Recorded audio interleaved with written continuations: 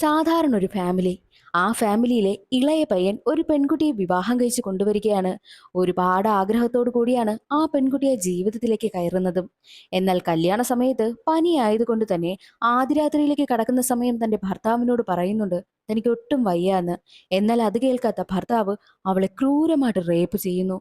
അതൊട്ടും അവൾ പ്രതീക്ഷിച്ചതേയില്ല. വീണ്ടും വീണ്ടും അത് തുടർന്നു കൊണ്ടേയിരുന്നു.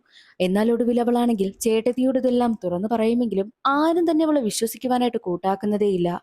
ഹണിമൂൺ എന്ന് പറഞ്ഞവൻ കൊണ്ടുപോയിട്ട് എല്ലാ ദിവസവും അവളെ ക്രൂരമായിട്ട് റേപ്പ് ചെയ്യുകയാണ്.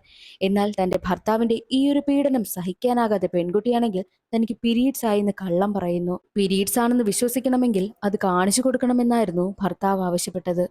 അത് കേട്ട പെൺകുട്ടിയാണെങ്കിൽ കയ്യിൽ ബ്ലേഡ് എടുക്കുകയാ. പിന്നീട് നടന്നത് ഒരു പെൺകുട്ടിയും ഒരിക്കലും ചെയ്യാത്തൊരു കാര്യമായിരുന്നു. അതെന്തെന്നറിയണ്ടേ? എങ്കിൽ നമുക്ക് വേഗം ചിറയെ എന്ന ഹിന്ദി വെബ് സീരീസിന്റെ കഥ നോക്കിയാലോ?